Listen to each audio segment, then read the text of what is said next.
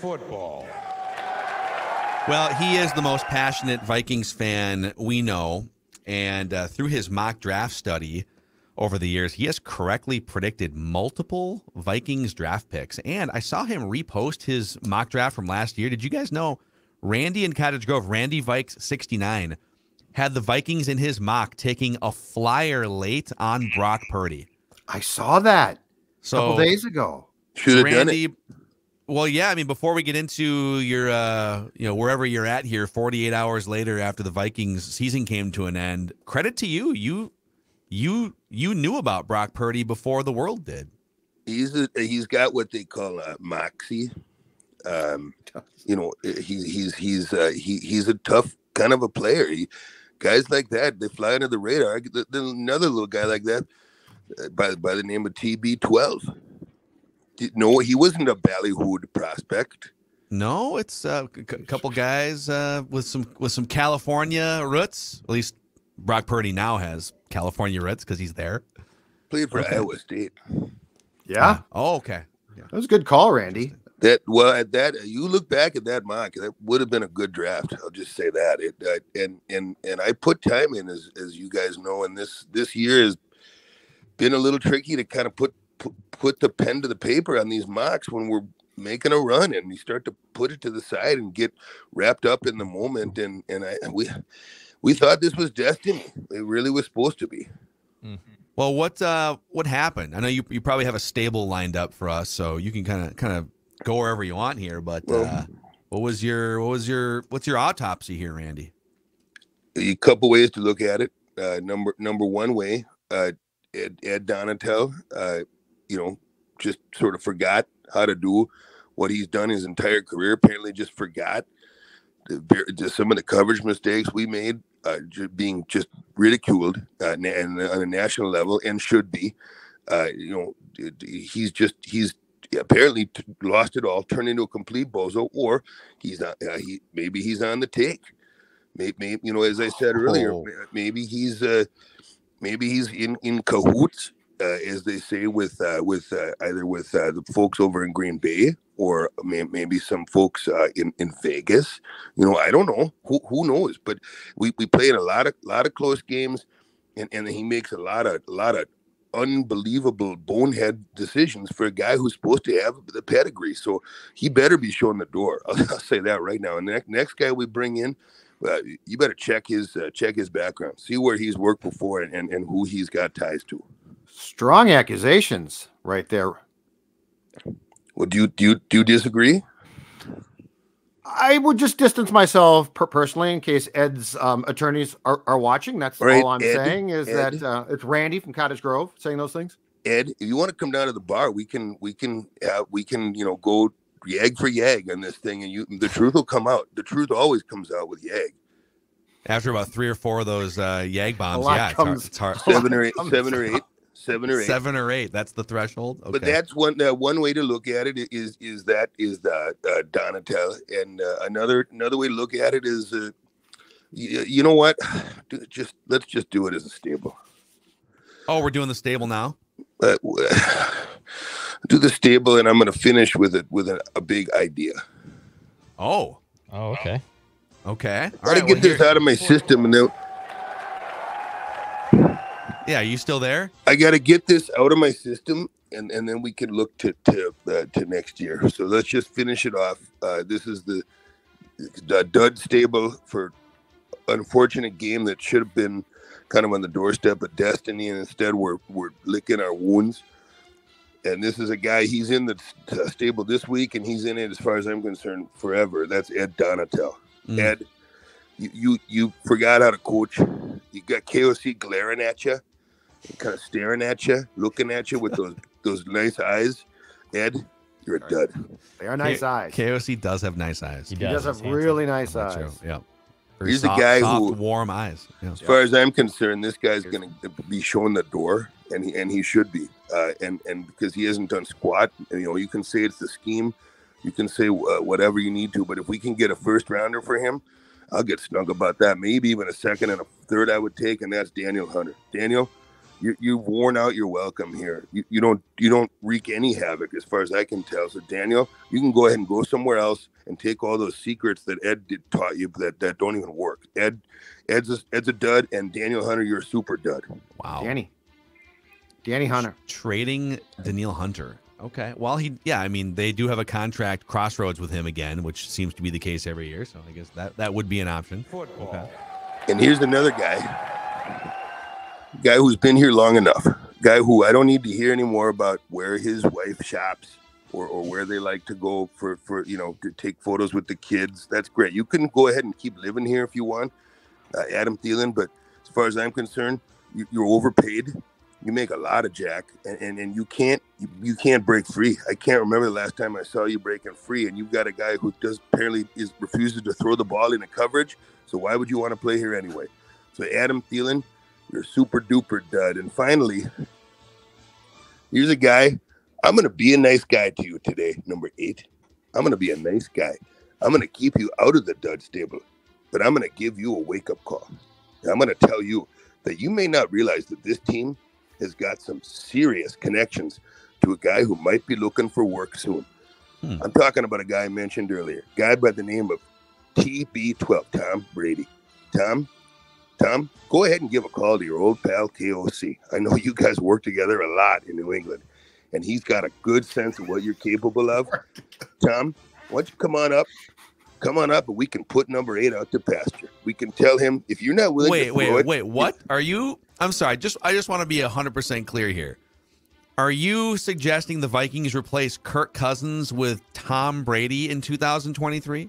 Wouldn't you do it? I would do it, and I would do it because there's what they call a familiarity factor with him and KOC. Okay, KOC worked a lot with Brady, knows his game, knows the X's and O's of his brain. And he could come here and basically be kind of a co-offensive coordinator. And you know who wouldn't be afraid to throw it past the sticks on 4th down there? That's Tom Brady. You know who wouldn't be afraid to zing it in there to the best receiver in the NFL? That's Tom Brady. And you know who wouldn't be afraid to rise above and claim that destiny instead of urinating down his leg? The guy who throws it short of the sticks? Number 8. Let's get him out of here. Ship him out of here. Go get TB12. He's gone. And he's gone. He's gone. I think he was again close to crying. He got really ramped up there toward the end. Well, Tom Brady is a free agent. Does Randy realize that O'Connell was like the 3rd or 4th quarterback with the Patriots too? Well, okay. He's in all the quarterback. I'm sure he spent hours and hours. Well, I guess Brady was rehabbing for most of that. Brady might have no idea right? who Kevin is from that time period. 2008, he was rehabbing all year. Although KOC and Matt Castle became close. Yeah. Maybe Matt Castle's available. I think he's doing some media now. He's not. Matt Castle's younger than Tom Brady. Guy. Maybe they can sign Matt Castle. Joined us once at Bradley's. Yeah, Mankato, just a great guy. A very quarterback-like personality. Big quarterback hands too. Yep, good guy. Knee hooks. Yeah. I watched TB12 play last night. I'm going to tell you right now, I think it's over. Yeah, he was. He might not know it, He definitely but looked like he was over. 45. Yeah, it was pretty bad. Poor guy. He's probably coming back next year. I know this is going to sound crazy to Randy. I don't think he's going to play for the Vikings next year. But the Raiders, there's some teams out there. I think he's a Raider. People are saying the 49ers too, that if Brock Purdy soils himself in a big game here in the playoffs, that they might just say, screw it. Let's do 1 year of Tom Brady and see what happens. Where's Garoppolo next year? Jets, maybe? We should do a full episode on this at some point. Just to take all the free agent quarterbacks and stuff. Now, I did hear on the McAfee show, Rappaport threw out Brady as a possible Jet because he's got family in New York. But McAfee wisely said he ain't going to play it for the Jets outdoors. Twice against the Patriots. I think he would go back to California or Vegas, right? Cold enough. Yeah. That's like the Favre thing. You get to a point in life, and I could tell you this from personal experience, you don't want to be outside. I fell down yesterday. What? I slipped on the ice. Because I'm 53. I slipped. Are you okay? Are you okay? I strained my hamstring a bit, and I fell into a snowbank. Is that the official diagnosis? Okay. But I'm okay. You have a I could feel hamstring? my hamstring, my one foot. So I stepped on some glare ice, and so my left foot went forward, and my right foot stayed put. Oh. and then I fell forward into a snowbank, and Like I you could face feel planted into a snowbank. Was Stella involved in this? No, no. I was walking to my car to come to the studio to do Unchained with Royce, and so I'm walking down our sidewalk, but it was like raining and icy. Oh boy. Because I put that salt down to help with traction, but of course it all washed away. Yeah, you need the penguin shuffle. You need to do the. I know. The shuffle. I know, which I'm ordinarily good at, but I didn't this time, and I fell, and it hurt. It's dangerous out there, man. You got to be careful. I scraped my knee. It hurt. You got to be careful out there. I want a mock.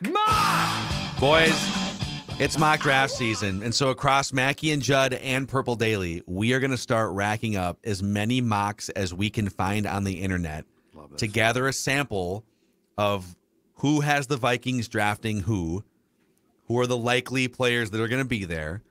And this mock is presented by our friends at St. Thomas University, who, by the way, just announced, because of a $75 million donation, they're going to build a brand new multi-purpose arena on campus for basketball, for hocky.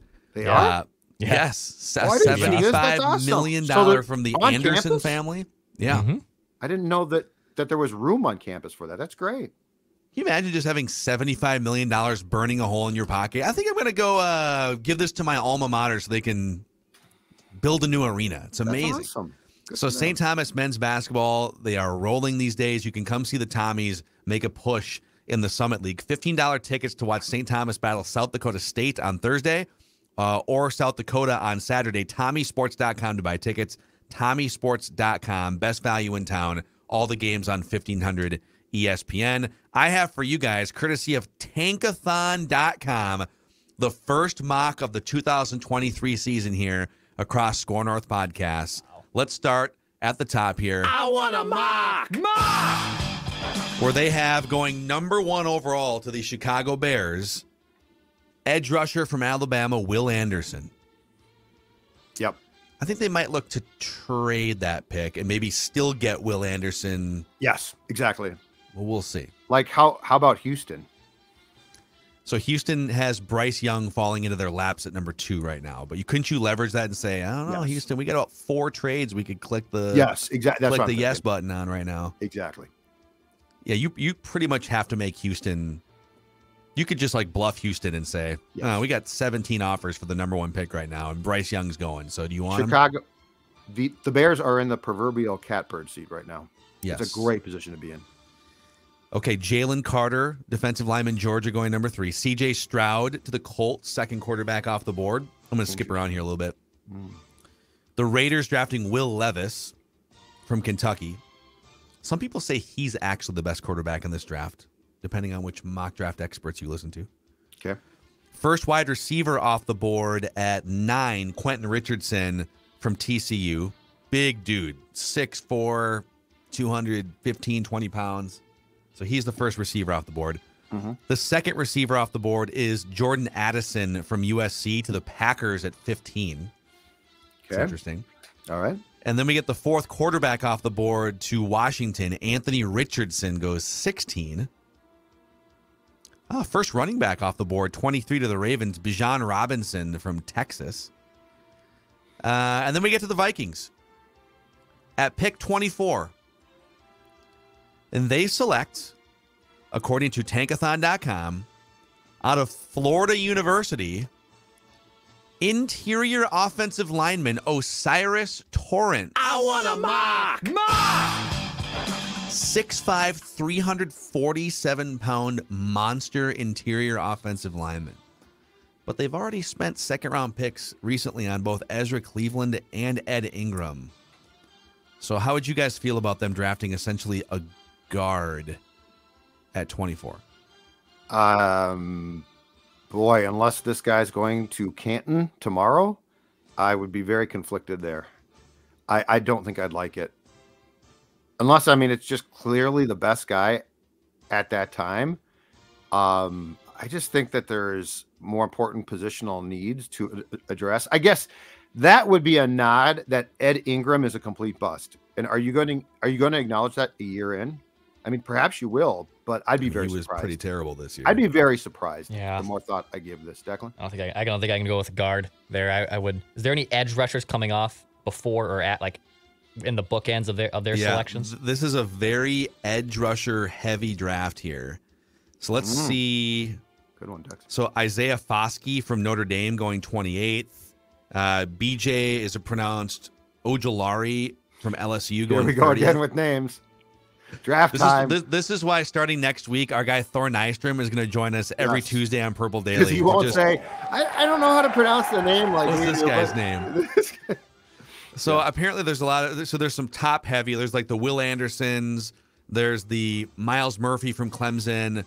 And then there's a lot of edge rusher depth once you get like later in the first round and further down. So, I mean, the Vikings need immediately, like in the next couple years, a number 2 receiver, downfield threat, right? They need another edge rusher. They don't have any.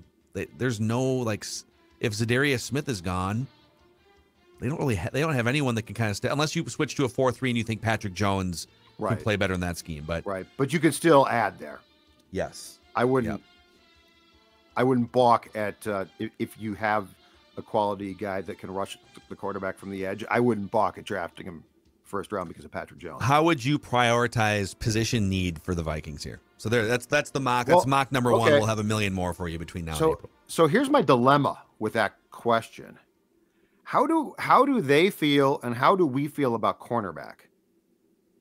Because you've got young ones who you've drafted, but it's an incredibly important spot. I think Patrick Peterson might be gone. And I mean, he had a really nice year, but I think that we saw when teams attacked him, it wasn't like he was the Patrick Peterson of 10 years ago.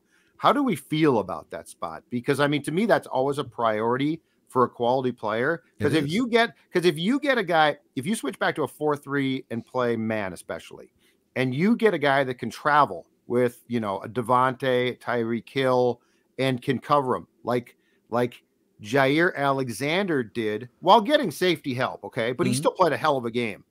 To me, that is in 2023, a huge bonus because now you're confident that you have an opportunity at least to shut down top receivers. Well, I will respond to your question with my own question. How much do you trust the 3 guys that are currently under contract, not unrestricted free agents? Cam Dantzler, Caleb Evans, Andrew Booth Jr. And I think they're bringing Duke Shelley back. So I'll say, and Duke Shelley. Is that enough of a group that would prevent you from drafting a cornerback in the first round? Because you need, here are the positions of need right now, biggest positions of need. And I'm not putting center on here but center's probably on here too. Because Bradbury's a free agent. Big play receiver, someone to be the yin to Justin Jefferson's yang, right? Another edge rusher that can terrorize quarterbacks. I think interior defensive pressure too, because you've got a couple guys that take up space, and Dalvin Tomlinson's a good player, but I don't know that you're just like your defensive line doesn't get a ton of pressure, period. So yes, like if a really good 3-tech. Yep, I'm with you. Inside linebacker or non-edge rushing linebacker, depending on what scheme you're going to run, because Kendricks and Hicks are probably both gone. You for sure need a slot cornerback because Chandon Sullivan was your slot cornerback. He was terrible, and he's a free agent. Yep. So now Duke Shelley was a slot cornerback for Chicago. It did not go well. They moved him to the outside with Minnesota, and he's having an incredible season. Yep. Do you tempt fate and move him back to slot? He's 5'9", so he profiles more as a slot guy. But I probably don't.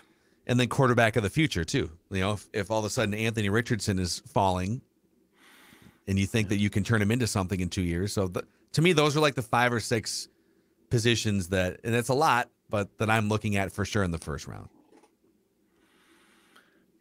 Yeah. So at cornerback, here's my problem. Okay. Dantzler, I'm more uncertain on now than ever. And I find it weird that he disappeared from the team. Like it was a personal thing. I have no clue, but it's sort of weird that like as the playoffs approached, he disappeared. Like my natural inclination is to say, what's going on here with that? Because he lost his job. He was hurt. He came back. Shelley played great. Dantzler lost his job. Dantzler disappears. Sort of weird. He's had some things before. So I guess my question with Cam Dantzler is, has he just flat out fallen out of favor? My other problem is this one. Andrew Booth Jr., who was a second-round pick and never in college showed that he could stay healthy, had numerous problems here. So, like, if you go into training camp counting on him, I think you're an idiot. Like, how can you count on a guy that never – the whole knock was he was a first-round talent with a second-round grade, and that prophecy proved correct because he couldn't stay on the field starting in training camp. Yeah. Caleb Evans, who you said PFF couldn't stand in coverage, also had concussion problems. So, like, let's just forget about ability. Let's just start out with trust. Availability. Yes. Like, how much do you trust him to play? Yeah. Yeah. No, it's right. But you're going to have to, you can't fix everything this off season. That's the thing. So you're going to, you might just have to say, well, okay, Andrew Booth Jr., stay healthy. But between him and Caleb Evans, we need you guys to play 17 games between the two of you while Duke Shelley plays over here, and find another slot guy in free agency or something. But it's going to be, you're not going to reliably fix all of these different holes with only 4 draft picks and $40 million or whatever in cap space. Plenty more to come. Cap space was created today on Purple Daily, by the way. You may be hearing they're $8 million over the cap. Not after today. No. Not after we did our work on Purple Daily. So check that out. Tomorrow, write that down, predictions and an accountability session on Mackey and Judd and Purple Daily. We have already started all of these look-ahead conversations. So just because the season's over doesn't mean that the fun stops here. We've got you covered on both Purple Daily and Mackey and Judd, and we'll see you guys tomorrow.